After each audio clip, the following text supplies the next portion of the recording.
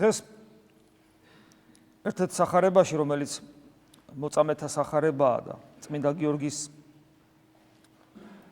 ხსენების დღის გამო აღმოვიკითხეთ. უფალი ესეთ რამეს ამბობს, რომ გვაფრთხილებს, გვეუბნება, რომ უკვე თუ სოფელი გძულობს, თქვენ უწყობდეთ, რამე თუ პირველად მე მომიძულა. და თუ სოფლისაგანი, თუ ამ სოფლისანი იქნებ, თუ ამ სოფლისანი ხართო, სოფელიც თავისიანებს ყვარობს, მაგრამ არა ხართ ამ სოფლისაგანი. რამე თუ მე თქვენ გამოგირჩიეთო და ამისათვის ზულთ სოფელს. აქ ლაპარაკია სოფლისა და ქრისტიანის შინაგან დაპირისპირებაზე. როცა ამ სოფელს არ უყვარს ქრისტე და მოკლა, ყველა ქრისტეს მიმდევარი ზულს. ეხლა მე სოფელს როგორც პიროვნებას ვარ ვამბობ, ეს არის სოფლის სული, რომელიც განსხეულდება თითოეულ ადამიანში. და საბოლოო ჯამში ის განპიროვნებული ხდება დაცემულ ანგელოზში და დაცემულ ანგელოზებში, ანუ ეშმაკებში. რა თქმა უნდა, მათ არ უყვართ ქრისტე, ქრისტე მათ მოკლეს. ეს სული ბობოქრობს, ეს სული ცოცხლობს, ეს სული ძლიერდება, ეს სული ანტიქრისტეს მოიყვანს. რა თქმა უნდა, ამას როცა ისმენენ, ჩვენ დაგწინიან, ხითხითებენ. ზოგი ისე გვიყურებს, ხა სულებს რა უნდა მოსთხოვო. ზოგი მძვინვარდება. ამიტომ როცა ესეთ რამეს დაინახავთ, არ უნდა გაგვიკვირდეს. მაგრამ აი რა არის მიზეზი იმისა? რა არის მიზეზი იმისა, რომ ადამიანები ესე იქცევიან? რა ის ადამიანები, რომლებიც ამა სოფლის სულს ატარებენ და ამა სოფლის სულის გაცოცხლებას ახერხებენ და განპიროვნებულს ხდიან ამა სოფლის სულს თავიანთ ცხოვრებაში, თავიანთ ქმედებაში და სადაც კი ქრისტეს მოიხელთებენ, ებრძვიან ისე, რომ შეიძლება ვერც კი აცნობიერებენ. განა ეს ადამიანები ღვთისხატნი არ არიან? განა ეს ადამიანები იმისთვის არ დაიბადენ, რომ ცხონდნენ? რაშია საქმე? და თუ ისინი ჩემნაირი ადამიანები არიან, თუ ისინი ჩემსავით ადამის შვილები არიან, თუ ისიც იმავე დიდი სამყაროს ხის რაღაცა რტონი არიან, რომლის რტოც მეცა ვარ. როგორ ხდება ისე, რომ ისინი ამა სოფლის სულს ატარებენ? განა ეს საშიშროებას არ მიქადის მეც, რომ მეც იგივე დამემართოს? ეგება მე უნდა მაინტერესებდეს, რატო ემართებათ ამ ადამიანებს ეს? რა ხდება ამ ადამიანებში?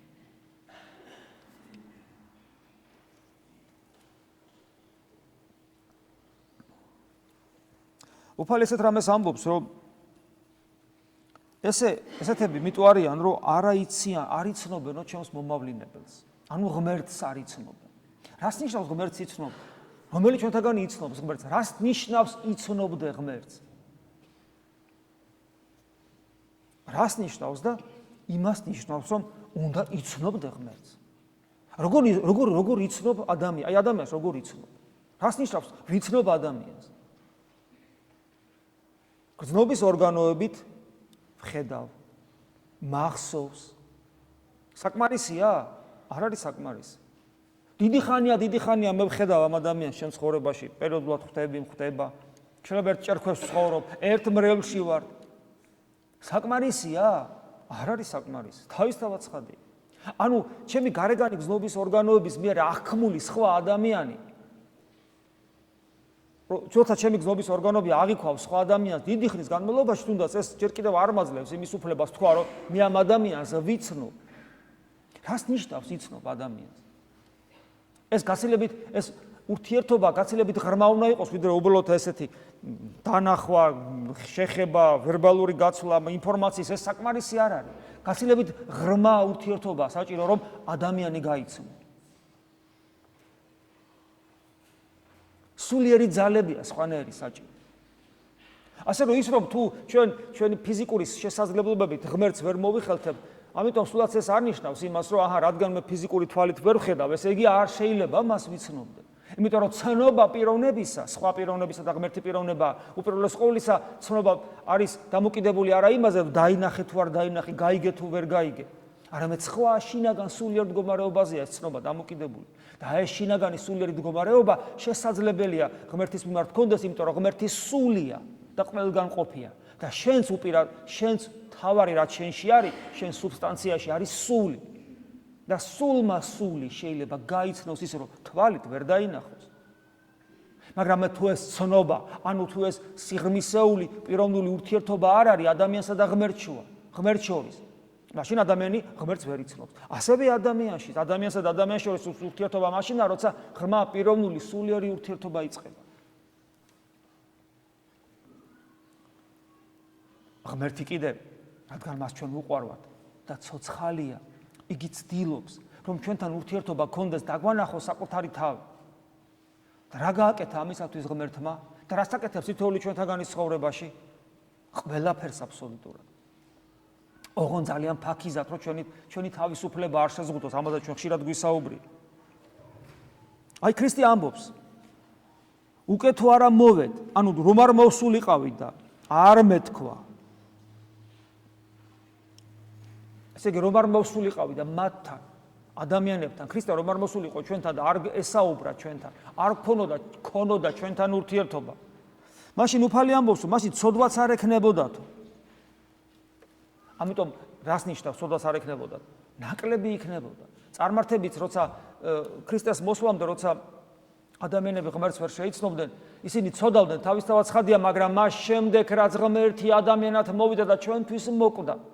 მას შემდეგ რაც მან საკუთარი თავი დაგვიტოვა ეკლესიის მიერ და მისი უწმინდესი ხორცისა და სისხლის მიერ, მას შემდეგ რაც მან ეს ყოველივე მოიმოქმედა,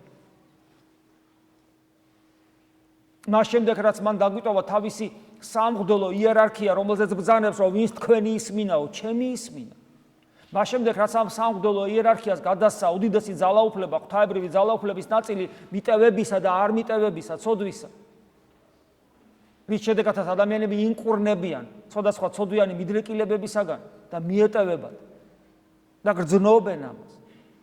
აი ეს ყველაფერი მან გააკეთა, მოვიდა ამაღლდაზესაც, მაგრამ საკუთარი თავი დაგვიტოვა სულიწმინდის მიერ და მუდამ გვეუნება და გვეზრახება და გვითხრა კიდევაც გახსოვთ, რაც მე გამცნეთ იმას ყველაფერ სულიწმინდა გასწავლითო, რომელიც გარდამოვაო და გარდამოვიდა კიდევაც ამაღლებიდან 10 დღის მერე, აი ამ ყოველივეს გამო მაცხვარი არის მუდამ ჩვენთან და ამიტომ გვეუნება დღესაც, რომ არ მოვსულიყავი და თქვენთვის, თითოეული თქვენთაგანისათვის რო არ მეთქვა, მაშინ ცოდვა ისეთი არ იქნებოდა, რა თქმა უნდა. და პირდაპირ გეუბნებათ, არც გექნებოდათო ცოდვა, იმიტომ რომ ვერ დაინახე ღმერთი, მაგრამ რადგან მე თქვენთან მოვედი როგორც ადამიანი და მე როგორც ადამიანს ქრისტე გეუბნება, მაქვს თქვენთან, თითოეული თქვენთაგან ურთიერთობა სულიერიცა და ზიარების მიერ ხორციელიც, შეხებითი. ამიტომ ვეღარ იტყვით, რომ ცოდვა არა გვაქვს, გვაქვს ცოდვა.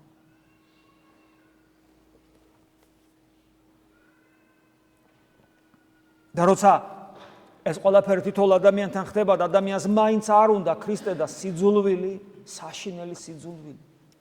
აი დღეს სოციალურ ქსელებში შედი. უკვე იმასაც კი აღარ კადრულობენ ჩვენი ქართველები, რომ მართლმადიდებლობა მოიხსენიონ სიტყვით მართლმადიდებლობა. არამედ ცინიზმით პრავოსლავიე ესე ლაპარაკობენ. თითქოს მართლმადიდებლობა ჩემი სისხლი და ხორცი არ იყოს და თითქოს ის ჩრდილოეთიდან წამოსული რაღაც ძალადობა იყოს. უგუნურნი და აბსოლუტურად სამყაროს კონტექსტიდან ამოგლეჯილი საცოდავი ადამიანები. თითქოს მართლმადიდებლობა ჩემთვის პრავოსლავიე იყოს, რომ იქიდან არისო ჩვენ რა შუაში ვართ. და თითქოს ქართველობა, მართლმადიდებლობა კი არა, კევის ღეჭვა, დახეული ჯინსი, შიშველის სიარული, ორგიებში მონაწილეობა, კაზინოებში თამაში, ცოლქმრული ღალატი, მამათა მავლობა და ლესბოსელობა იყოს. ვისაც უნდა ესეთი ქართველობა, როგორ თქვა, გზა დამილოცნია მეთქი, მაგრამ თავის თავს ულოცავს ესეთ რაღაცას, მაგრამ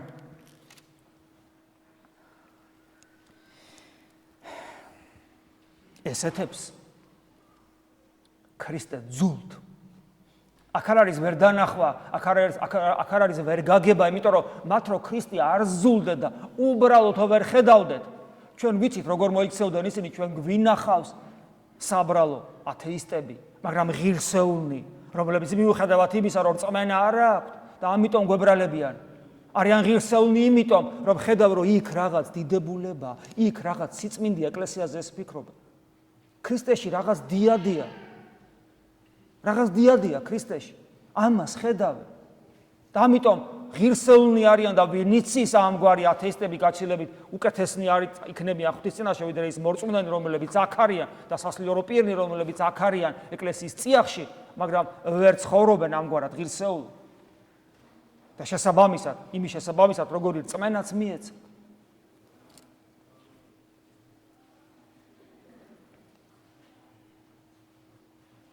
უბრალოდ ჩვენ თავი არ ავიმაღლოთ.